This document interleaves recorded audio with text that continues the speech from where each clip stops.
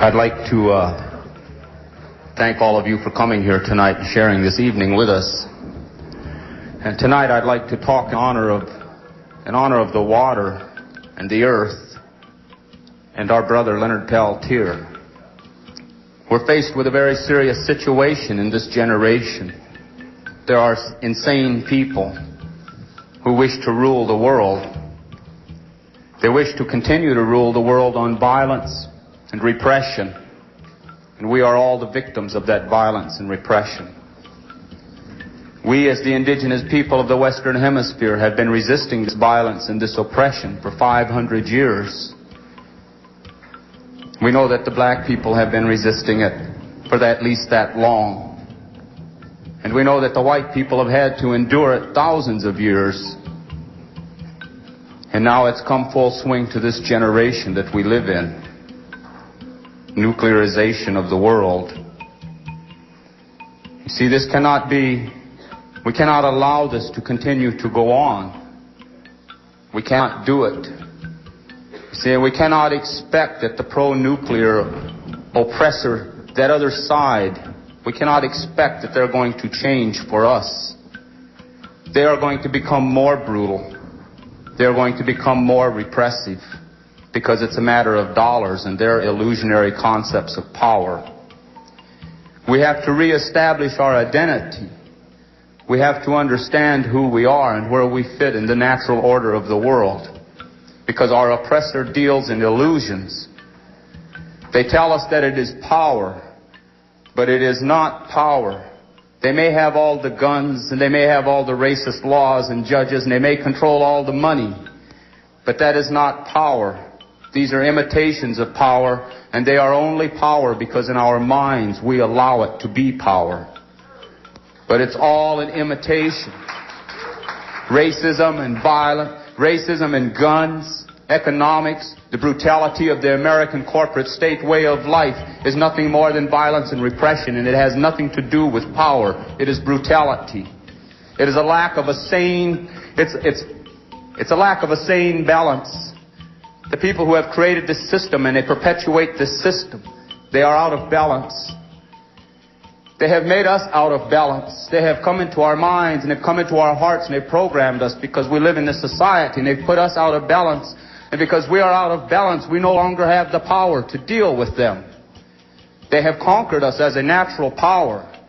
See, we are power. They deal in violence and repression. We are power. We are a part of the natural world. All of the things of the natural world are a natural part of the creation and feed off the energy of our sacred Mother Earth. We are power. But they have separated us from our spiritual connection to the earth. So people feel powerless. We look at the oppressor and we look at the enemy because they have the most guns and the most lies and the most money. People start to feel powerless. We are power. We are a natural part of the creation. We were put here on the sacred Mother Earth to serve a purpose. And somewhere in the history of people, we're forgetting what the purpose is. The purpose is to honor the earth. The purpose is to protect the earth. The purpose is to live in balance with the earth. The earth is our mother. And we will never free ourselves as human people. We will never free ourselves as sexual people. We will never free ourselves until we address the issue of how we live in balance with the earth. Because all of our resistance and all of our struggle is hollow, it's false, it's another one of those oppressors' hypocrisies. If we do not look out for the welfare of the earth first, because I do not care who it is, any child that turns on their mother is living in a terrible, terrible confusion. The earth is our mother. We must take care of the earth. They pollute. This oppressor, this machine that has gone mad and run amok, it is berserk. They keep telling us, progress. They keep telling us, face reality. Well, let's deal with reality. Reality is the earth can no longer take this attack. We can no longer allow this thing to continue where it's polluting the air. It's polluting the water. It's polluting our food. They pollute the air, they pollute the water, they pollute our food, they pollute our minds. They put us out of balance. They have made us be insecure with ourselves. They have put us into a situation where we have to play many roles. We got to be chauvinist or We got to be on some kind of a class trip or some kind of an illusionary power trip. We got to play a role, see. We got to play a role to communicate with other people. We got to go through this charade because they have attacked our self-confidence. They have attacked our self-confidence, and they have made us to listen to them. They have made us to believe they are power. But they are not. They are violent and they are brutal, but they are not power.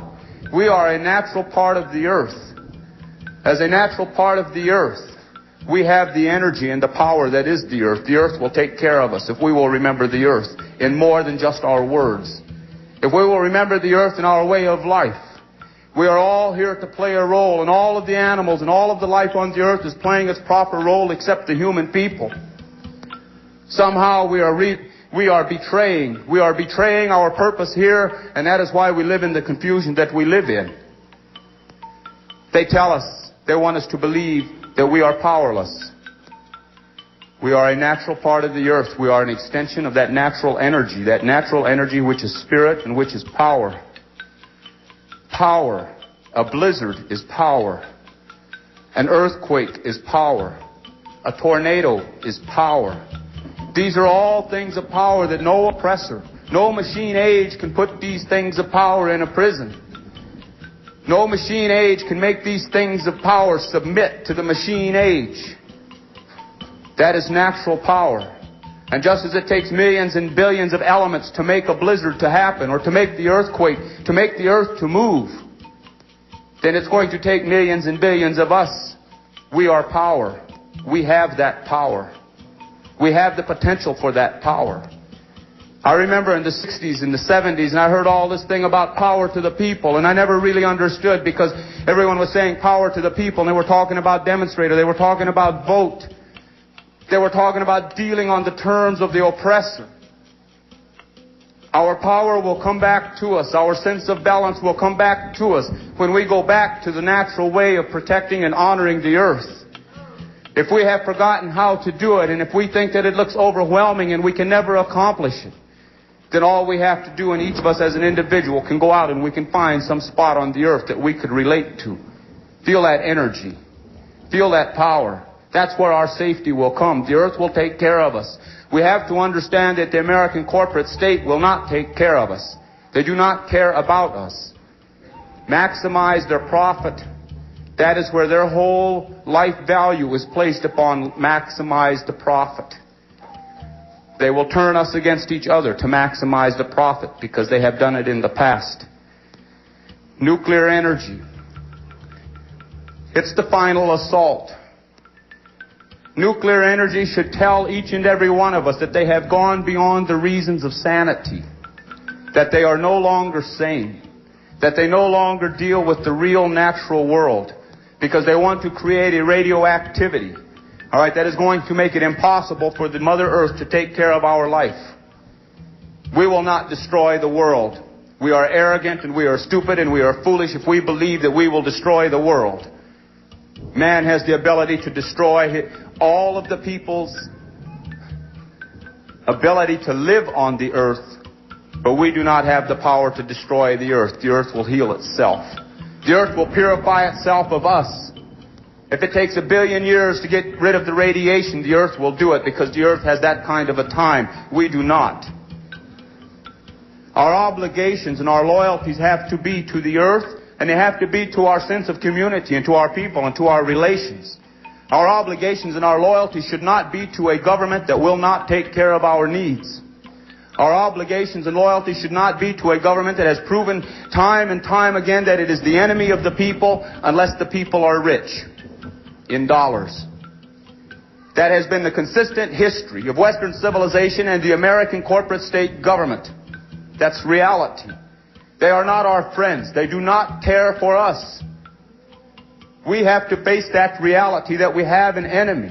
We want to talk about nuclear war. Everybody's afraid of nuclear war that's going to come between the Americans and the Russians and the Chinese or whoever.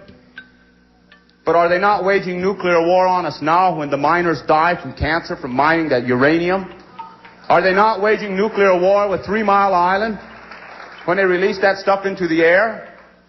Are they not waging nuclear war when they build all of these nuclear reactors and it's not safe?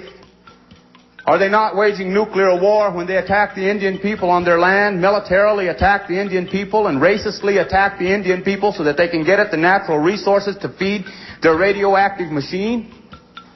That is war. And they are waging it against us. They bribe Congress. They bribe your elected officials. They terrorize and intimidate your elected officials by getting the FBI to blackmail them. Those are acts of war. We will have to come to a time in our lifetime, and it will come in our lifetime, when we are going to have to deal with the fact that the enemy has taken over your government. The government is not your ally. The government will use you, chew you up, and spit you out.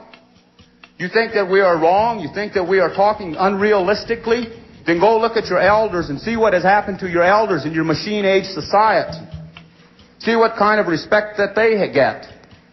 See what kind of a voice they are allowed into your society, what kind of input they have. See what their final reward of happiness is after working for this slave state for 30 or 40 years and allowing someone else to exploit their labors. What is racism? Racism is an act of war. Sexism is an act of war. It's a war against our human dignity and our rights to self-respect. This is the war that they wage there. War. They are warlike. And we have to understand that the American corporate state got to where it's at through the act of war. The next war, you want to think about a war? The next war that you better be concerned about is the one that they're going to fight here. Here in the continental United States. They have fought many wars here. They fought us all along, see, because we said it's ours and you haven't got a right to it. And they fought us. Now you all are claiming that it's yours under this illusionary concept of private ownership of property, and they're going to fight you. But they're going to call it national security and energy crisis. They're going to call it constitutional rights, and they're going to call it judicial proceedings.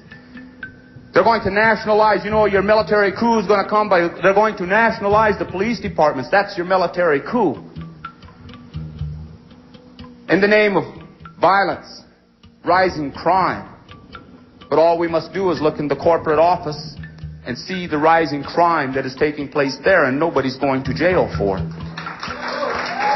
So we got to understand that they are arming themselves to wage a war against us, and it's going to be called the war of law and order, because they're twisting it around. For 500 years, my people have resisted. For 500 years, we will resist again, if it becomes necessary. We want to be able to relate and communicate with all of the people that are living on this land. But we want to be able to relate and communicate from a position of truth. You all got to face the truth. We have had to face it through 500 years of genocide. We have had to face the truth. We have had to live the truth. We have had to die the truth before we're going to ever see our evolutionary liberation. The people that call themselves Americans are going to have to face the truth also. They tell us to be realistic, that progress means all these things have to happen. They tell us that we can't go back to the old way. They tell us be realistic. But there is no old way, no new way. There is a way of life. We must live in balance with the earth. We must do it. We have no choice.